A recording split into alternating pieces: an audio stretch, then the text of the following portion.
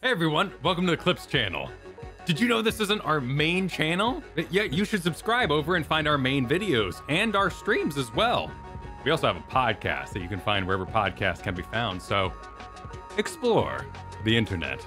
See you there. The big hurricane came and went, and a lot changed since we last spoke to y'all. A lot went down. Yeah. To catch you all up, where we left was we were both boarding up and preparing to ride out the storm.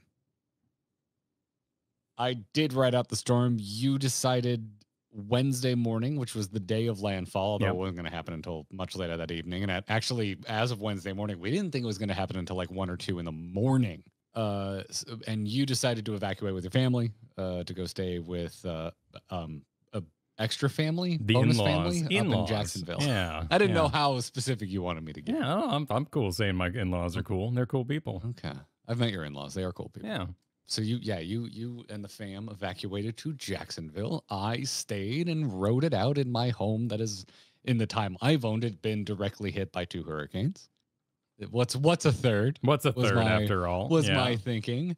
Third time, it turns out Kyle is the charm. Oh. I've been through a lot of hurricanes. This is the first one ever that I would say legitimately scared me to experience. It was fucking terrifying. Wow. Yeah. It was not a great time. It's okay, honey. It's okay. Yeah. Oh, but Dexter has stolen the doghouse. Zelda doesn't give a crap. She's running around with her lamb chop. Yep. Okay. After the fact, spoiler alert, I'm here. I'm in one piece. Things went pretty well for the Weinzierl estate. My home is safe. Yeah, we lost some roof tiles, and that's it. And our lantern on the garage was like this instead of like this. So altogether, we were extremely fortunate, and new construction and all that too. So yeah, the neighborhood's good. Oh boy, dude, I was through Charlie in 04, and that was a really spooky storm. The eye of Irma came straight over our home less than a year after we bought it, the home that we're living in right now. Ian hit us pretty directly. And as a matter of fact, we've boarded up the house now. This will be now the 3rd time. I actually haven't taken the boards off my house, but the boards on the front of our home, I have spray painted the name of every single hurricane that we boarded up for. Kind of like how a fighter jet marks its kills. I think that's a good practice. Yeah. It's joyous. Yeah, I just thought it'd be fun. And the neighbors love it. Both neighbors have come over after the hurricane was over to check on us, and they're like, hey, when are you going to add Milton to that sucker? They point to the boards on front of the house, and I said, as soon as it's no longer on the house, because I don't want to spray paint my house on accident. So yeah, it was a harrowing experience. The old Hurricane Milton. So if you haven't been watching the news, this was a Cat 5. They kept thinking it was going to hit as a high Cat 3, and then it went up to a 4, and then at the last minute before it ended up actually like hitting us, it did in fact go back down to a 3. But we're talking the differences of a few miles per hour in wind speed. I believe our neighborhood experienced wind gusts of 120 miles per hour, which is terrifying. I've gone that fast in a car. Now imagine you're going that fast in a house. In the wind, yeah. Your house makes very, very, very scary noises when the wind passing over and forcing its way into and through it. Yeah, I did a live stream, which is public on the channel right now. If you want to watch that, I was sitting anxiously in my home all day. I was done. I couldn't prep anymore, and I talked to some friends on Twitter, and I mentioned this on stream that there's this thing that happens if you're used to hurricanes. There's a moment in preparing for a hurricane where you can't prepare anymore. Now there's 2 of me on screen. It's very trippy. Sure. I'm sharing a little bit of the live stream that you had set up with the backyard pool cam. Yeah. Yeah, everyone who watched is now very intimate with my pool setup. So there's this thing that happens if you prepare for hurricanes before. Everyone gets to this point where you're done preparing, and if you're you're being safe the way you should be, it's going to happen before the storm hits. So you're going to have this time where there's just nothing else you can do but wait. Just wait for the storm to get there. And for me, that's where anxiety and manic energy blend. And a little bit of boredom. Because it's just like, well, I can't do anything. What am I going to do? Do I start playing Irma? I played all of the campaign of Destiny 2. Destiny 2 had just come out when Irma was bearing down on us. And I ran out of things to do. I started and beat Destiny 2 by the time we lost power. At least the campaign of it. Oh yeah, that's the face of a man who's seen some radar images. Yeah. So I was just sitting there. I'm just like, if I can get a shot out my window, one of the windows we didn't board up, I think I'm just going to stream, because all I'm going to do is sit here all day and watch the radar and read the latest updates on the hurricane. Why not do that with our community? Like, why not? Like, why not stream it? Everyone in the Discord was talking about it. So yeah, it was just this spur of the moment decision to be like, well, I'm going to be sitting here all day anyway, thinking about the hurricane. Why not sit here and all day and talk about the hurricane? So that's what I did. And I jokingly, thinking it would actually go way longer than I would have energy in me to continue streaming, I jokingly titled it Streaming Until I Lose Power, which is actually what happened. I streamed until I lost power, because I lost power way sooner than I expected.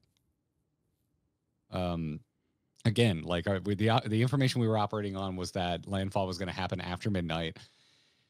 A lot of people were assuming like 2 a.m. They bumped it up to 1. They bumped it up to midnight. At this time, it's like 6 p.m. I think I still have plenty of time before landfall.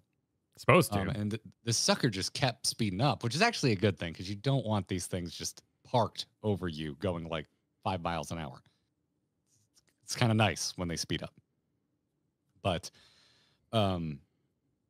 yeah, and then like thinking back to past experiences, Ian, we didn't lose power. I think we were out for like technically lost power, but we were out for like half an hour. Irma, we lost power for like 6-7-ish hours. Basically, as night hit, we lost power. We went to bed, woke up, power was back.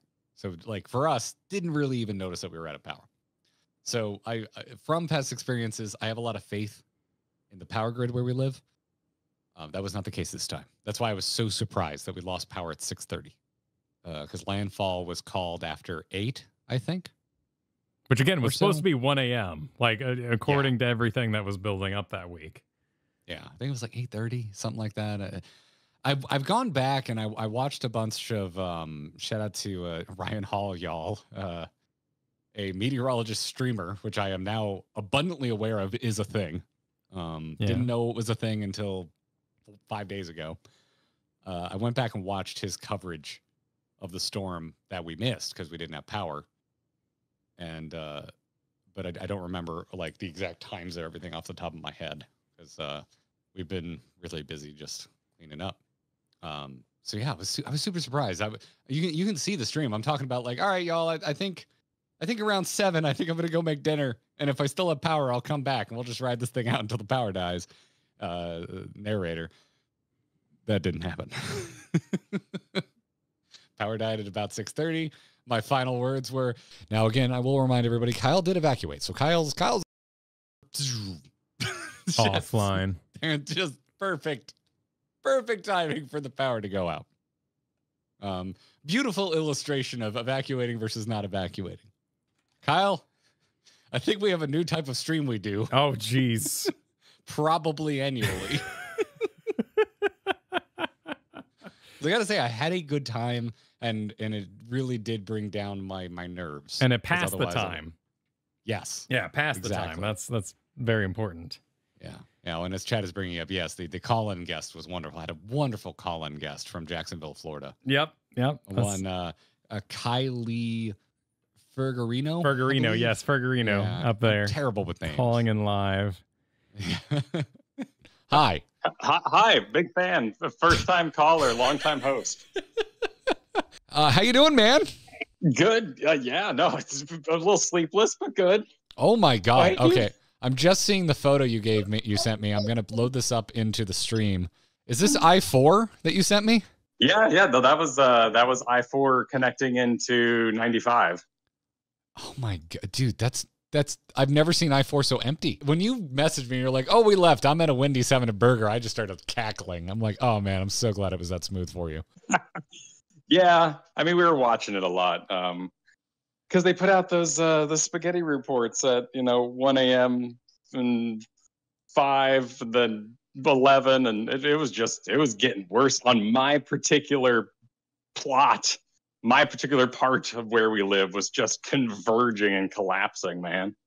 It's an untested place, this is its first year in existence. It's brand built new, and I figured for the boyos, their first storm should not be a horrifying one.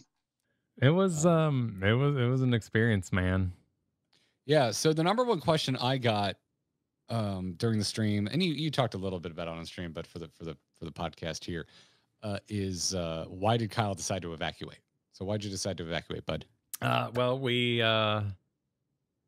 became intimately aware of tropical tidbits, as well as the entire official weather business that happens down here, and actually for the whole world. Lots of different organizations participate in making little lines on maps. Tuesday, we did a big MSQ thing. It was great because it passed the time. We had a wonderful time. It's a VOD. You can go check it out. We had a great time doing it. And as soon as it ends, I sent Garrett a message that was like, the spaghetti lines are getting real mad at my home street. Like the actual street. Yeah. That you live on. Yes. The average line was, as of Wednesday morning, directly basically over your home. Yep. So if you don't keep up with hurricane stuff, they have a thing they call the cone of uncertainty. And it's really wide at the beginning of a hurricane, and it gets smaller and smaller and narrower and narrower and narrower as the hours, as the days roll on the estimated track that a hurricane's going to take. And there's always a track line dead center of the cone of uncertainty, which is they're taking all of the models from all of the various weather organizations that are trying to estimate where this hurricane's going to go, and they find an average. That's the track. And the average was at one point directly over Kyle's home. Yes. Which, in the grand scheme of things, with a hurricane, it doesn't mean a ton, because at that point, the cone of uncertainty can go all the way to the north edge or all the way to the south edge of that cone. It's the averages, right? And we're watching it, and Kristen's even, Kristen grew up 1 to 22 in Florida. Mm-hmm. And so she's like, nothing ever goes right down the middle. That makes no sense. Nothing ever goes right down the middle, even from like 3 days earlier. Right down the middle? Are you serious? It went right down the middle. It was just... It basically went exactly where the average was. Yeah, it went a little bit more south because right before it, like, I want to say 2 to 3 hours before landfall, the line was directly over our home. Yes, it was. It was an unstable, wiggly thing. Yeah, but we're talking about on a map of Florida. You and I are about 20 minutes from each other. We're what, like 11, 12 miles away from each other? Yeah, about. Now on foot, that's a lot. On a map of Florida, that is nothing. That is the hair on an ant's ass. Like that is absolutely nothing. So this thing wiggled a little bit north, and then when it made landfall, it wiggled back a little bit south. So the track that was like right over your place was surprisingly accurate. And when we went to bed, after we finished the stream and all that, it was 5 p.m. So it was one of the last reports of the day. And I had 3 lines over my house. And then I wake up. It's like 4 a.m. I'm like, I'm going to check the phone. I had 5 lines right over my house, which you're running out of lines at this point. And so come 7:30, we've kind of put the news together. We're looking at, our happy family of 5, and we just go, we don't need to. We can just go. Let's just go. Let's go. Let's go. Just go to Jacksonville. And so we unplugged everything. I grabbed the cat. Well, technically, first I got tuna out. And I got the tuna water, and I poured it, and then I took one of his little drugs, and I put it in the water. And then he ate that, so he would be calm. And then first thing I did was drug my cat. Grabbed the doghouse system from doghousesystems.com.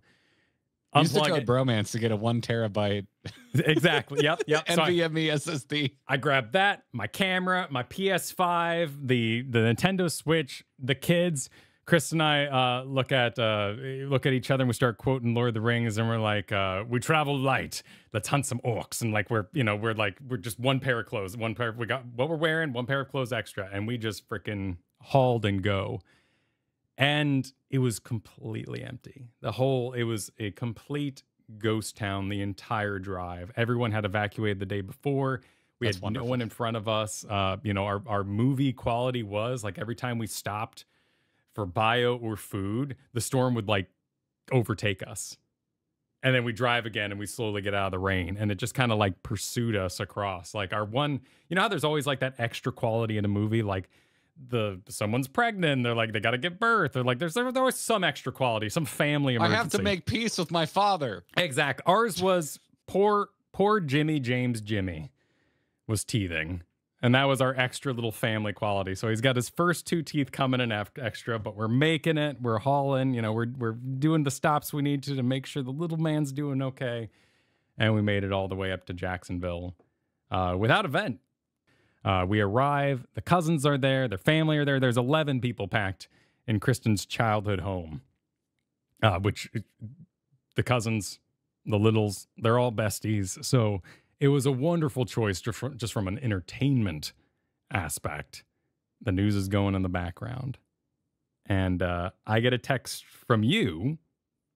Well, first I get messages from the Discord of people being like, is Garrett okay? His live stream hasn't turned off yet. Is there anything you can do about that? We're very alarmed at this thought. And so I get out my doghouse system. I set it up in my father-in-law's office. I get out his ergonomic keyboard and I'm like trying to, figure out. So I'm like texting Garrett. I'm like, Garrett, I need the code to the security code to activate because I'm in a different location and YouTube's mad at me. So so at that point I find out that Garrett here has lost all power and all internet access and only has texts. All right, power's out. UPC is keeping the computer on. This should die at any second. Yeah, there it goes. Only text on my phone. I got some calls out. I could also call, but I had no cellular data, which means also the internet's out on my phone. We live in a pretty shit area to begin with, but the data was like properly completely out. I can even on one bar I can usually get a little bit of internet access on my phone, but like I don't know how cell phones and data signal over cell phones work. But the second our power went out, I also lost data on my phone. Yeah, so it sucked. All I freaking wanted was to be able to pull up a stream and just see the radar. But like even the weather app on my phone wasn't working. I couldn't see anything. So yeah, you were an absolute hero and were text by text updating me and Katie about where the hurricane was throughout the whole storm. I hope I did okay, giving you the minute to minute there. I texted. You did pretty good. The one thing I was like, I wish you had told me, hold on to your butts after the eye was over us. Yes. Because and I didn't inform you of this, but all of the coverage that day that I was watching was saying, once it hits land, it will start to come down in intensity because it's 2 things are happening. It's over land instead of the Gulf, so it's not over warm water, so it's not getting power. It's also getting hit by a cold front simultaneously. So it's like, hallelujah, 2 beautiful, wonderful things are going to combat this storm. So I figured, but when the eye hit us, I'm like, okay, what we just experienced is the worst of it. Because by the time the winds pick back up as the eye continues on and past us, they should be at least a little bit less powerful than what we just experienced. Not true at all. The worst of it was 100% after the eye passed us. It was goddamn terrifying. The wind was insane. The homes across from us are on a retention pond. We have a house behind our house, and we have 2 other houses on each side of our home. The closest thing we have to an opening is the front that faces the street. The poor homes across the street from us, where their butts are to the lake, every single one of them lost their porch or their lanai, and some of their roof because of that, because typically a porch or a lanai is tied into your roof. There's definitely a is story here in the text of me being like, there's something called the Sting Jet coming for you. And then like an hour later, you're like, hey, tell me about that Sting Jet. What was that? What was that? I think that was more important than you may have let on. I've got a lot of not delivereds, like the little red fiddle focus here. Yeah. And like not delivereds are on there. I was sending you a lot of pictures too until you're like, I'm not getting pictures. I'm like, oh, okay. Because I was like photoing the TV and stuff like that. Oh, yeah. Yeah, the hilarious thing was you being like, stream's still going. I'm like, huh? So here's the technical. If you don't stream on YouTube, here's how streaming on YouTube works. They have a feature called auto start stop, where if you stop streaming, it'll automatically stop the stream for you. Because you kind of set it up, you kind of declare to YouTube, hey, I'm going to do a stream, and then it burns a unique link. That's how YouTube streams work. It's not like a Twitch stream where there's just always the same page you go back to see the live stream. And we turn off auto stop because if you have an interruption in your connection, like if our internet blips, so we have a short power outage, which happens from time to time in Florida, it will just end your stream. And then then that link no longer works. It's happened a few times. It happened during a rather popular moment in our Shadowbringers playthrough. And it really sucks because you got to burn a whole new link and you got to get a whole new link out. And it's kind of, so we turn that feature off now. However, it can also work against you. Like when you're streaming in the middle of a hurricane and the hurricane kills your power, YouTube will just keep showing that stream is live for hours on end until someone can log into the account and hit end stream. So that's what was going on with that. That's why that behaves the way it behaves. So it went for another 2 hours. God almighty, Jensen. Yep, That's until ridiculous. I was able to hook up the doghouse and get the code from you in the middle of the storm, which I just felt bad for asking about because I'm sure it was a little busy for you. Oh, it was a wonderful return to normal. Yeah. Like, after the hell we had just been through, you being like, hey, man, can I get the 2-factor code for getting into... I'm just like, yes, dude. Oh, please. Oh, yeah. Tell me about it. What are the latest analytics? How's Could you that tell me going how the over stream there? did? How did the stream do? Should we start doing storm chasing content? Let's really analyze the analytics of the latest stream because honestly, I'm... Like, yeah, what could you find the meanest comment and send it to me? I want anything Really to take feel the edge normal off right now. Make me feel alive. I multiple times during the stream I said, listen, this shit is not important. But what Katie and I are the most worried about is our pool cage. We have in Florida, pool cage is a term for the screen around your pool. If you have it, it is optional. So they call it a cage because you screen in the whole thing, top to bottom, side to side. Mostly to keep out bugs. So like in the warm season in Florida, when you want to be swimming, that's also when mosquitoes are at their worst. It also keeps a lot of like debris out of your pool, so you don't have to clean it as often. So the first thing I checked was the pool cage. I can't believe it, but I'm very happy to say pool cage is fine. We didn't even lose any screen. And somehow the fence I built last year is also up. It was leaning quite a bit. We've gotten it more or less straightened back up, and neighbor helped us with that. We did lose this old chain link fence. It's propped up with some posts. It's completely done. It's toast. Everything's snapped. We just got it kind of zip tied to some posts just so our dogs don't fight the neighbor dog. So, but we're super fortunate. Like, really couldn't have asked for a better outcome. Also, subplot. Katie and I complained so much about those aluminum guys. They were not the nicest. And when the pool cage was done, because the pool cage was something we added to the house, like some of the screen wasn't tied in all the way. A couple of the corners weren't like joined nicely. You could see air outside, and it was kind of a pain in the ass to get them to come back out and fix the shit that they didn't do right the first time. So we bitched about them a lot. Turns out I should probably give them a 5-star Google review because they built a hell of a cage. You still can. Hell of a cage.